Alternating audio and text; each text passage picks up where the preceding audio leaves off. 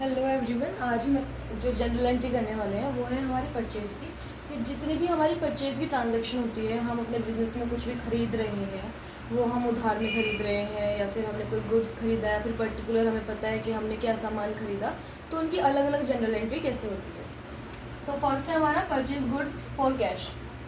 Goods हमने पहले भी एक क्वेश्चन किया है, ऐसा जनरल एंट्री की है कि अगर गुड्स लिखा आ रहा है तो हम ये मान रहे हैं कि जो गुड्स है ये हमें पर्टिकुलर नहीं पता है क्या है, तो इसमें हमने क्या किया है, परचेज़ किया गुड। तो अगर हम कुछ खरीद रहे हैं तो वो हमारा खर्चा है, अभी हम इसको खर्चा मान के चलेंगे कि हमने परचेज़ किया है एक सामान, हमें पर्टिकुलर सामान नहीं पता। और किस चीज़ से, फॉर कैश 10,000 हमने कैश दिया है और हमने एक सामान परचेज़ किया है। परचेज़ हमारा हो गया खर्चा, परचेज़ हमारा खर्चा हो गया। कैश क्या है हमारा, एसेट। हमारा मॉडर्न रूल ऑफ अकाउंटिंग क्या कहता है, AELIC, एसेट और एक्सपेंस जब बढ़ेंगे तो डेबिट होंगे, और LIC लायबिलिटी, इनकम और कैपिटल जब घटेंगी तो ये क्या होंगी, ये जो बढ़ेंगे तो ये होंगे क्रेडिट। ठीक है। अब एसेट और एक्सपेंस जब घटते हैं तो क्या होते हैं, क्रेडिट। जब एसेट और एक्सपेंस बढ़ते हैं तो डेबिट और घटते हैं तो क्रेडिट। इसमें हमारा एक्सपेंस खर्चा हो रहा है तो हमारा एक्सपेंस बढ़ रहा है, और कैश एसेट है, एसेट हमारा कम हो रहा है। अगर हम कोई सामान खरीद रहे हैं तो कैश हमारा जाएगा, जब हमारा कैश जा रहा है तो हमारा जो एसेट है वो कम हो रहा है, इसलिए वो होगा क्रेडिट। तो इसकी एंट्री क्या होगी,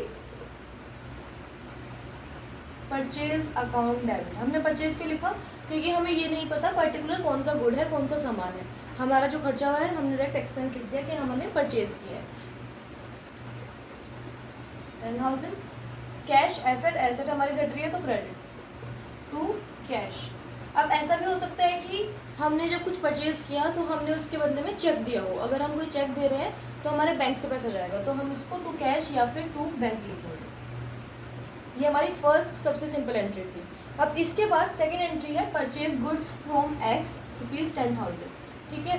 परचेज गुड्स सेम ऊपर वाला है, वही लॉजिक लगेगा। अब यहाँ पे आ रहा है फ्रॉम एक्स रुपीज़ 10,000, ये कह रहे हैं हमने एक्स से खरीदा, पर यहाँ पे ये नहीं लिखा हुआ है कि हमने वहाँ पे कैश दिया, चेक दिया, क्या दिया।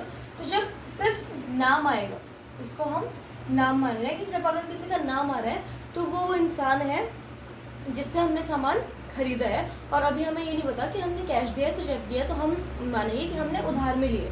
अगर हम किसी से उधार में कोई सामान ले रहे हैं तो हमें उसका पैसा देना पड़ेगा, तो वो हमारी लायबिलिटी होगी। तो एक्स के लिए, एक्स को पैसे देना हमारी लायबिलिटी बन जाती है, और लायबिलिटी जब बढ़ती है तो क्या होती है, क्रेडिट। ठीक है। परचेज गुड्स, हमें नहीं पता हमने क्या सामान खरीदा, तो क्या आएगा, परचेज अकाउंट डेबिट।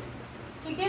अब कैश नहीं गया हमारा, नहीं हमें पता है, ना हमें पता है कि हमने चेक दिया है, पर हमें पता है कि हमने एक्स से खरीदा है तो इसको हमें पैसे देने हैं, हमारी लायबिलिटी बढ़ रही है। तो एक्स हमारा क्या हो गया, क्रेडिटर, इसको हमें पैसे देने हैं। अगर हमारी लायबिलिटी बढ़ रही है तो क्रेडिट, तो एक्स हमारा टू एक्स अकाउंट। ठीक है। ये सिंपल एंट्री, क्योंकि यहाँ पे नहीं लिखा कि कैश और बैंक में, तो हम ये मानते हैं कि हमने उधार में सामान बेचा है। फिर third, purchase furniture for cash rupees 10,000। हमने फर्नीचर खरीदा कैश में 10,000। अब हमें पर्टिकुलर एसेट भी पता है क्या है, एक एसेट फर्नीचर, और दूसरा एसेट हमारा यहाँ पे क्या रहा है, कैश।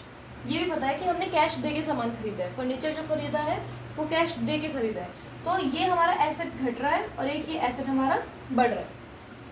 पर्टिकुलर क्योंकि यहाँ पे नाम बताया इसलिए हम इसमें एसेट लेके चल रहे हैं। जब एसेट बढ़ते हैं तो डेबिट, और जब एक एसेट घटता है तो क्रेडिट।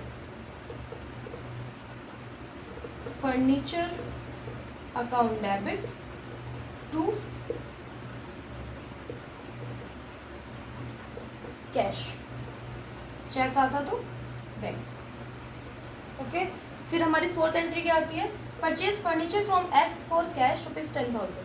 अब हमें एसेट का भी पता है, जिससे खरीदा है उसका पता है, और हमने उधार में नहीं खरीदा, हमें ये भी पता है, कैश या चेक हम जो भी दे रहे हैं। अब अगर हमें पता है कि हमने इस इंसान के पैसे दे दिए हैं तो हमारी इसके लिए कोई लायबिलिटी नहीं बनती है। जब हमारी इसके लिए कोई लायबिलिटी ही नहीं है तो अब हम इसका अकाउंट ओपन ही नहीं करेंगे अपने में। हमारा कैश जा रहा है, एक एसेट हमारा जा रहा है, फर्नीचर हमारा बढ़ रहा है, तो इसकी same entry, furniture account debit to cash 10,000 10,000। ये आपकी सिंपल परचेज की जितनी भी एंट्री होती है, सिंपल परचेज की जो मैं बता रही हूँ, वो हमारी ये 4 तरीके की एंट्री होती है। इसके अलावा हमारा क्या हो सकता है, परचेज फर्नीचर फ्रॉम एक्स, ठीक है। यहाँ पे गुड्स आपका स्पेसिफाइड हो गया।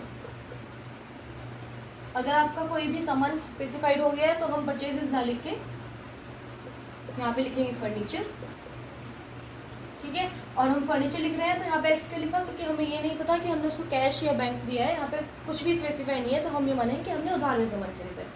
Thank you. ये आपकी परचेज की एंट्री।